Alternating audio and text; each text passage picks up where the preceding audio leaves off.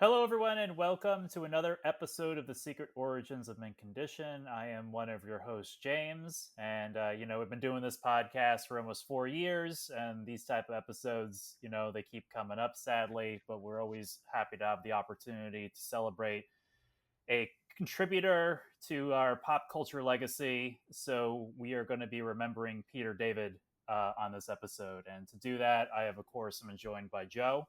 Hey folks, how you doing? And Keith Tarnowski is with us. Hey, everyone. And also joining us is, of course, friend of the show, author of numerous pop culture things we love, Michael Jan Friedman is joining us as well. Yeah, good to see you guys. And, Mike, thank you for joining us because obviously during this podcast, Joe, Keith, and myself can talk about Peter's work, only for Peter by his work, but you were a friend of Peter's. Mm-hmm. So I guess kind of just to start there, what was Peter like? Just to kind of just dive into the person and not just the creator. He was a fanboy. Hmm. He was first and foremost a fanboy, and we all think of ourselves as fans, but we are not fans the way he was a fan. He collected artifacts and plush toys and autographs and comic collectibles, and not just the stuff that he was responsible for, which was certainly quite a bit, but he was very much a fan, and he in the course of his life he actually got to meet and befriend a lot of people that he admired growing up, like Mark Hamill, like Billy Mooney, and Harlan Ellison. These were people he admired just like any fan would, but he got to know them and actually become friendly with them. So he was, he was the fanboy non-parallel. It's obviously we'll talk about his work in a little bit, but getting, I guess that's part of the business of getting to meet your heroes, like he was to many people. Just that's very, it's nice that he got a chance to meet the people who inspired him and kept him going. Mhm. Um, Yeah. I mean, he was such a prolific. I think I'm curious, like how the two of you met, like in just in the writing circles, because you're so prolific. He's very prolific. You're so prolific in writing anything and everything under the sun. When did you guys meet? But we met at a Pocket Books Christmas party. Pocket Books put out the Star Trek series of books, and it was a typically lavish publishing holiday party. There was a pizza, and that was it. There might have been a couple of soft drinks. I don't know, but anyway, Peter was there, and Bob Greenberger, who eventually became my editor on Star Trek: The Next Generation, the comic. And so I met that night. I met two guys who would become very good friends and collaborators. Almost from the get go, we looked at each other and we said, let's do a collaboration. We collaborated with a fourth writer named Carmen Carter, and we came out with the first multiple writer, more than two, I would say, Star Trek novel, which it was called Doomsday World, and it was a next generation book, and it was written by the four of us, and that was great. So even before Peter and I became close friends, we were close collaborators, and I have to tell you, not every collaboration goes so smoothly. I've been involved in some that don't. But when it came to working with Peter and Bob, and also Carmen in that instance, it was smooth. It was so smooth. We brainstormed a little. Bob wrote the outline. We carved up the point of view characters that we wanted to do. Made sure it came to more or less the same number of pages, as best we could figure that out. And then we wrote at the same time and came together, and I did a polish. It wasn't a big deal. It wasn't difficult at all. It was so smooth. And so Peter and Bob and I went on to do another collaboration, this time was an original series book called The Disinherited. And then finally, we did another collaboration, a DS9 book, Wrath of the Prophets.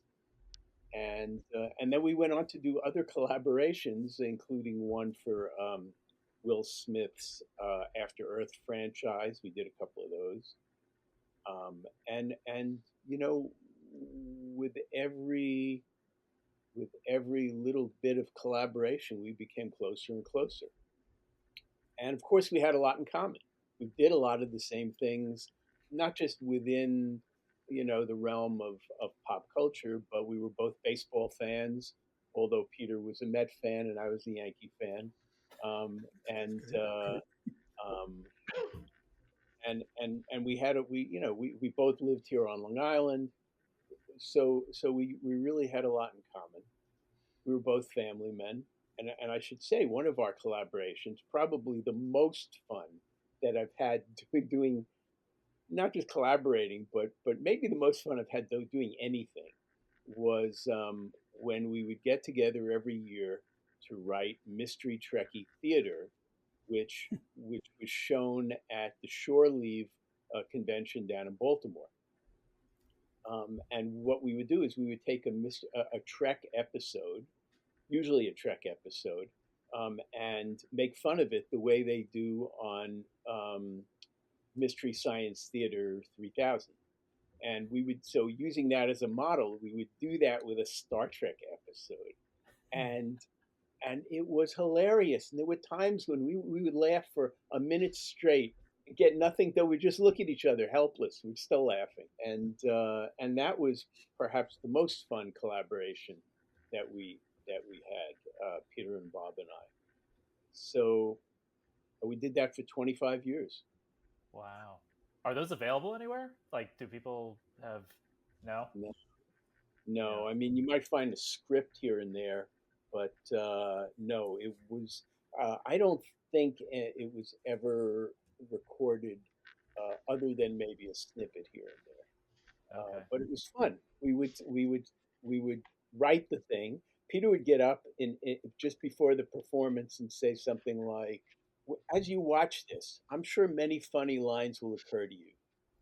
We ask that you don't say them out loud, because believe it or not, we have written this thing. We've prepared it. And while our lines might not be funnier than yours, on the other hand, they just might be." So we would, and then we would sit behind the screen, and we divvied up the lines. And whenever there was a little gap between two pieces of dialogue in the episode, we filled it with what we would hope was a funny line. And we sat behind the screen, and we were backlit, so you could see our silhouettes at the bottom of the screen. And it was great. It was Wow. great. Yeah, that's awesome. Wow. Wow, that's awesome. I'm sorry that those things weren't recorded at the time, but it sounds really funny. Well, just to kind of like I guess our first interactions with Peter David, you know, Joe, like do you remember a singular work, or when you finally like dove in to know that he was the writer of something you love? Yes, I have it right here.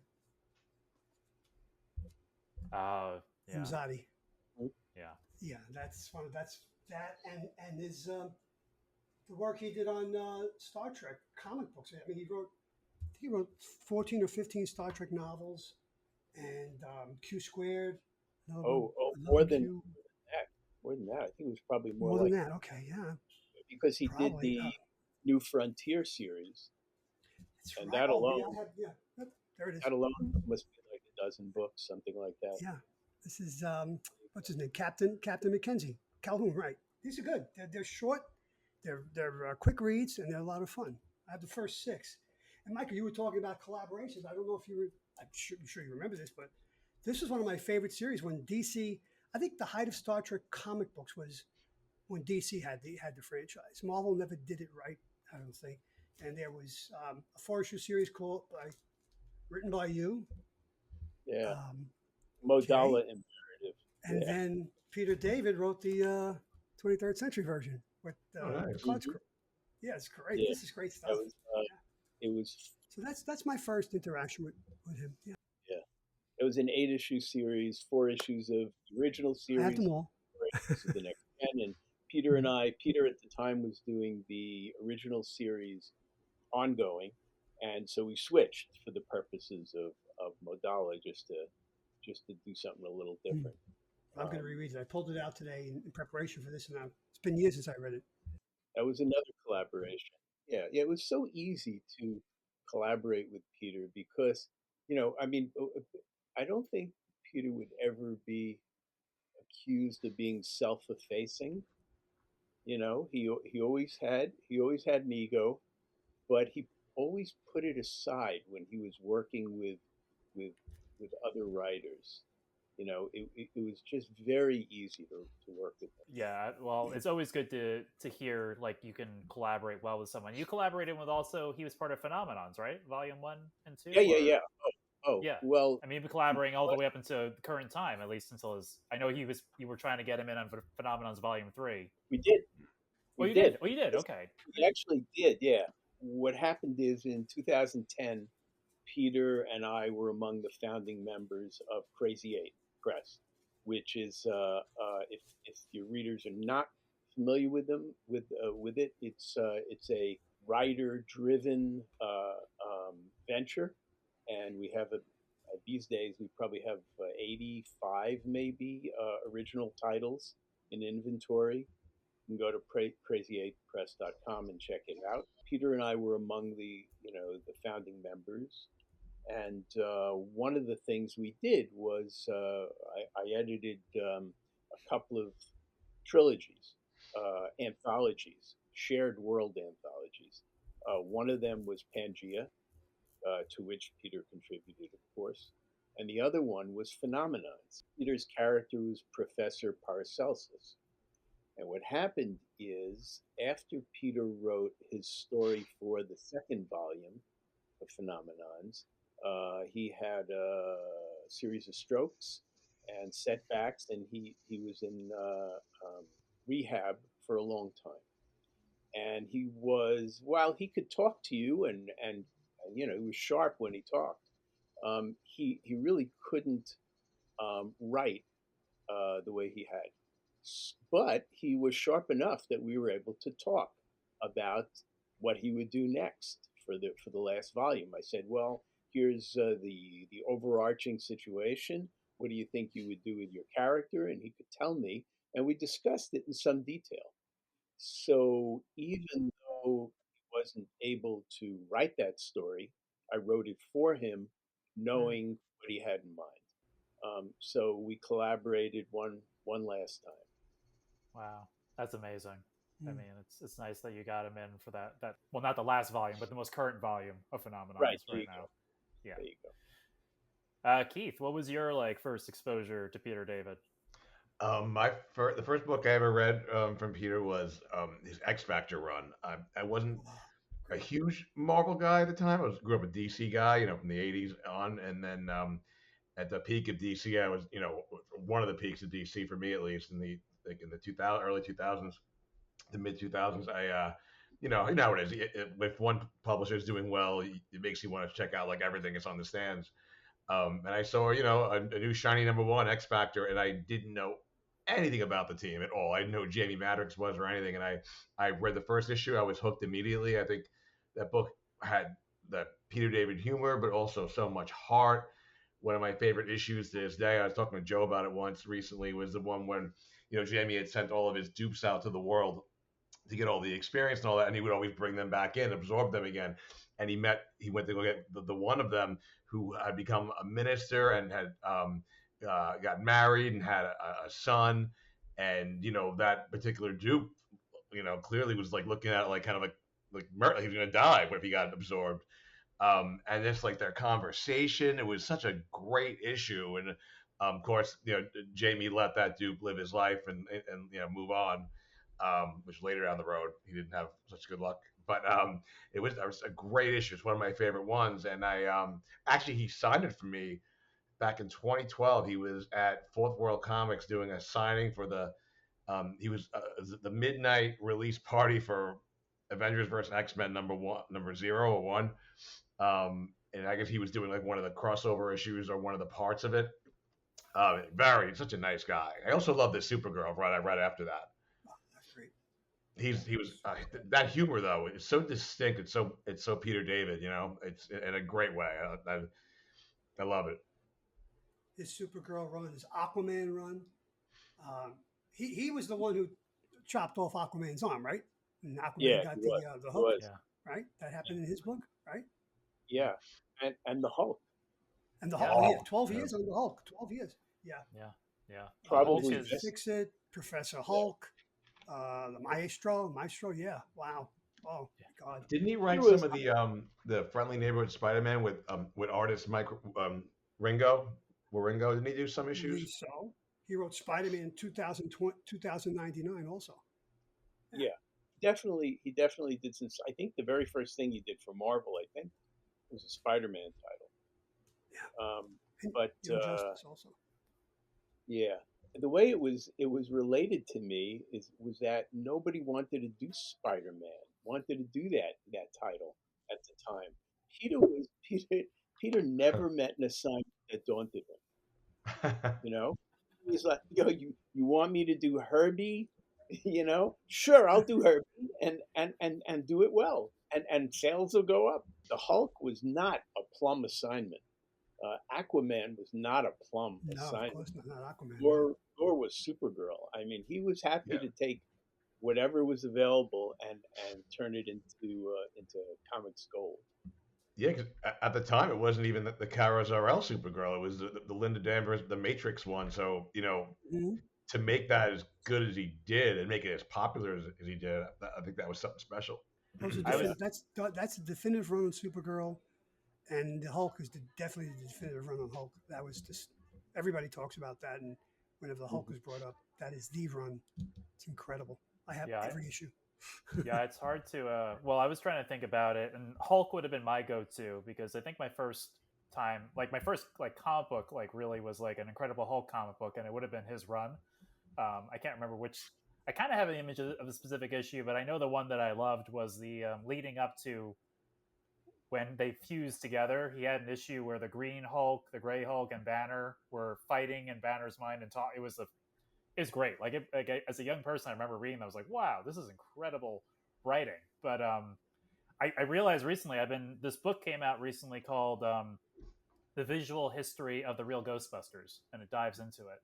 And Straczynski in there talks about getting writers because they had 62 scripts they had to write for the first syndication.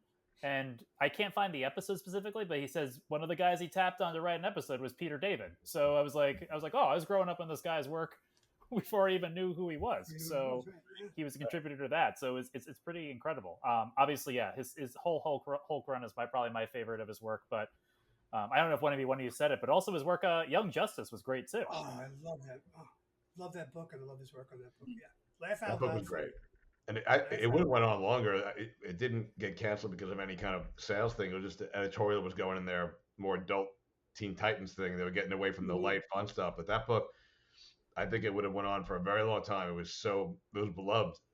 So many great things. I mean, again, that Supergirl run, like you say, Keith, that was the Matrix character, and he merged her with some type of angel, right? Something like that. So, and it was. Which reminds me, Gary Frank was the artist. Right? Yeah. But after that book ended, which by the way, there's a couple of things. It ended with him bringing in the original Kara Zor-El for that last arc, and then which was amazing. It was so good. And then later DC, that's why they didn't get canceled because of the sales. It was they wanted to bring back a more edgy whatever version of Kara Zor-El, which was good. I liked it actually. But that was so good. But then after that, there was rumors for a while. After that, he did a book called, I think for IDW or someone else, called Fallen Angel, which I read, which was really good. And there were rumors for a bit that was going to actually be his Linda Danvers character or something like that, but it ended up not being that, I don't think. But it was a really good book. I should say, at Crazy 8 Press, we're going to be doing a anthology of stories in memoriam to Peter. And the current idea is that we'll take all the stories, all the franchises that we can get rights to, some of which we already have the rights, or Peter's widow does, because like Fallen Angel, that was something he owned. But we're hoping to get the rights to other things that he's written, and write stories in those franchises. So we'll have a dozen, 15 stories in in sandboxes that Peter liked to play in. Wow, that'll be great. Like, that's awesome. Really cool. You'll have to let us know when that's more fleshed out, because we definitely want to promote that and talk about that. Sure. I think it's a 2026 project. Okay, great, excellent. Well, that, Mike, if you're watching Strange New Worlds at all, the current season, I don't know if you've watched anything, but I haven't started the current season yet. Well, I made I don't want to spoil things, but I was just gonna say, like, I have not read Imazadi, and I was, that's on my list to read it. Definitely read it.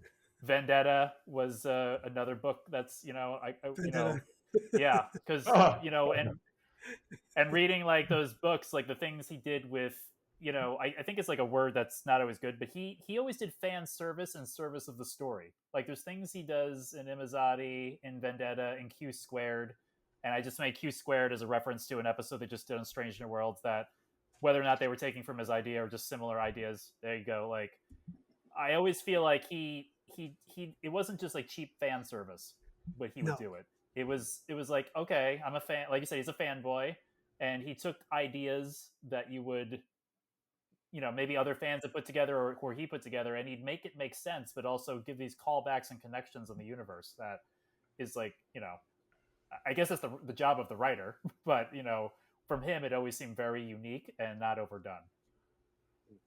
Yeah, I feel like you could always tell he was, at every page he wrote, you could just tell he loved these characters. Mm-hmm. Or even this, like, the world. Like, even I could see him doing some obscure character he never even like really read much about, and it's like this. His work reminded me a lot of like the new writer Jeremy Adams a little bit. The enthusiasm was always there. Like, for like as many years as he was in the business, like, you read a book from him that's, wow, like, oh, this guy loved what he does. Before DC gave him the Aquaman book, the new #1, he did a 4-issue miniseries.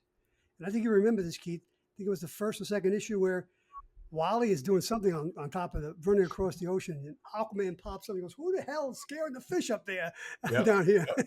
That was he goes Time right and Tide, after Wally. Aquaman, Time and Tide, I think. Yeah, Time and Tide. Thank you. I couldn't think of it. It was just hilarious, but it fits the moment. It was just good stuff. Now that you bring it up, me, I'm one track mind. Like, I never understood why it didn't happen, but I'm like, he would just be perfect for a Flash book. like how did that not happen? Yeah, he also did, when it comes to Aquaman, he also did the Atlantis Chronicles. That was one of the first. I forgot that. Oh. Maybe his first DC project. Wow. That's a heck of a read, man. That's like reading that is dense and thick, but it's beautiful artwork on it too. I can't think of the artist now, but it's great. I feel like I want to get his Young Justice omnibus. Mm-hmm. Oh, definitely, you got to get that. Yeah. He also did a memorable story for Justice League Task Force, where it's an all-girl issue. Justice League Task Force was basically Mission Impossible. Mm-hmm. In the DC universe, so they would, I did an arc for that as well. We would clap together an interesting group and fit the threat to that group, so it made sense. So Peter had an all girls. Peter had 4 daughters, and so he was always a champion of women's rights, and so he had an issue of Justice League Task Force where it was an all-girls issue. Everybody in the task force for that issue was a woman. But of course, if you remember, the task force was the Mr. Phelps of the task force was Martian Manhunter. So for that one issue, Manhunter had to transform into a female. That's right. I remember that. Oh yeah, I remember that. It was great. I have all those books too. Yes, I do. Peter was always a champion of the the underprivileged, um, the women in society, LGBTQ folks, whatever. If you were disenfranchised, Peter was on it. He was on the case. Yeah, I was just rereading. I wanted to reread it anyway, but after his passing, a kind of impetus, I'm starting to read his Hulk run again. I don't think I ever read the whole thing all the way through, so I started with volume one again, and like he comes out with a bang with that, like right into the Gray Hulk stuff, and I was like, wow, he's tackling a lot of issues. He's got the X Factor in one of the issues, so he's obviously tackling, you know, all the different things that the X-Men represent in society, and that's like just in the first like 8 issues of his Hulk run. Is Wow. like, wow, he's on this stuff already. So I gotta read that. And yeah, it's I mean, it's all, our non-sponsor sponsor Hoopla has all of the volumes of Peter David's Hulk. All the Supergirl volumes are there. Young Justice is there. So you can after you listen to this podcast, you can all go there and start reading Peter. Of course, you can obviously go get the books and the trades and the omnibuses that are available as well. But do they have his Aquaman run too, James? Aquaman is there too. Yep, I have to start rereading that because I only read the first volume of that, so I have to go back and finish the complete run. But one of the podcasts I was listening to after his passing was paying tribute to all his like Star Trek comics, as we were talking about, and I didn't read that much of it, but Hoopla surprisingly has a bunch of his collections on there. And I read this issue that was highlighted, which I thought was moving too. He did this special issue about Scotty and Scotty's lost love. I'm a mind reader. That's it. Yeah, there you go. That's a great issue. Pencil by my favorite artist of all time, Kurt Swan. Yes, wow. Only time Kurt Swan pencils Star Trek. Yes, I love this book. Oh my god. Yeah. That's a fantastic issue, and Joe, what is that? That's an annual, right? Or is it an annual? From the first series, annual number 3. It was the third and final annual of the first series. Yes. And audience, if you again like going to Hoopla, like they have that as an individual read. You can type in Star Trek Annual Peter David, and you can just read that because that's what I did. Great. And they have his whole collections there. It was just great. Like having not read a lot of his like Star Trek comics in general, especially the original series, it was too bad that's not the canon. For Scotty. Yeah, for Scotty, right? Yeah, because it was really good. But poor Scotty was stuck in that buffer for 75 years. I remember that cover. That was like an advertisement when I was like first kind of younger, getting into comics. I remember seeing that as a beautiful cover. And the artwork inside is gorgeous by Kurt Swan, and then the stories. Who did the cover? Kurt.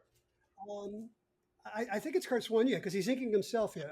Inside it was inked by Ricardo Villagrán, but it's gorgeous. Yeah. So, Mike, you obviously shared that you guys, wrote the Star Trek, MS, T3K thing, and we know from his books that he's funny. But was he funny just as a person too? Just interacting with him on a regular basis, or he was? I would say he was entertaining.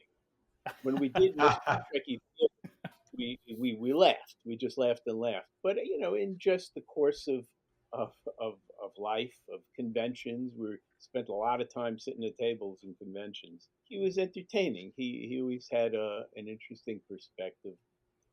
And while you might think that somebody who was as well known and well respected as he was would be, and someone who seemed to have a huge ego, he was actually kind of quiet a lot of the time. Quiet, introspective, even insecure at times. A lot of the stories he would tell me about growing up, he like a lot of us in the fan community, he had felt persecuted, and so a lot of, just like a great comedian, a lot of his material came from that pain. But he had a pretty good life. He did exactly the thing that he wanted to do, exactly, and got accolades for it. He had, like I say, he has 4 daughters. Four daughters survive him, and 3 from his first marriage and one from the second. And they're all kind of interesting, smart, engaging people in their different ways. I think he was proud of them. So Wow. that's pretty good. That's pretty good. If you had to sign up for something, that would be something to sign up for. Yeah. Absolutely. Yeah. He's obviously a legacy that keeps going, and the stuff he's created is like the foundation of what they're doing at the MCU and whatever the DC universe is. Like, Marvel, obviously, the whole Hulk, like everything he did with the Hulk has been reflected in the MCU in a little bit. So he's left obviously a lasting legacy in his work and his family. I'm curious. We didn't even ask you. We were going around. What if you can, like, do you have a favorite work of his or something that really stands out to you? I particularly like the things that we did together because I saw them develop. I think he did a great job in The Disinherited. The Disinherited, and I'm sorry, not the Wrath of the Prophets. Disinherited as well, by the way. But Wrath of the Prophets, what we did is we had the two Bajoran female rebels meet, right? So Rolarin and Kira Nerys. Now, as you probably know, Kira Nerys only exists because the actress who played Rolarin didn't want to commit to a part in Deep Space Nine for I forget for whatever reason, and so they came up with they asked Nana Visitor to take the part, and she did a spectacular. I think you'll agree she did a spectacular job with it. Um, and but really, Kira Nerys really was Rolarin. So what we did in Wrath of the Prophets is we had the main plot was a buddy picture, a buddy movie between Rolarin and Kira Nerys, who actually didn't like each other at the beginning. They didn't get along, and they kind of found some common ground, so they could solve the problem, whatever it was. I can't even remember, but they're both on the cover of the book, so that was pretty cool. He always, and that was Peter's idea to do that. So I think that might be one of my favorite parts of his writing. For Imzadi involved two Rikers, right? There, Peter called me one day because he knew I'd been talking about Riker meeting another Riker. I've been talking about it with the editors at Pocketbooks, but we hadn't actually nothing had gelled yet. He said, "Would you mind? Is it okay? I don't want to step on your toes. Would you mind if I did a book that had the two Rikers in it?" I said, "Nah, it's not going anywhere anyway. Go ahead." And so that was the basis for Imzadi. So I like that book, but I like this Hulk work. I mean, Aquaman. I think the work that we did together. I think will remain my favorite Peter David stuff. He was great. He did great work in Pangea, in our Pangea trilogy, and he did great work in Phenomenons. Did you guys ever pick each other's brains, like when you were working on your own books, but just kind of like the bounce ideas off each other ever? No, I can't say we did that. When we were working together, we were working together. It was very, very integrated.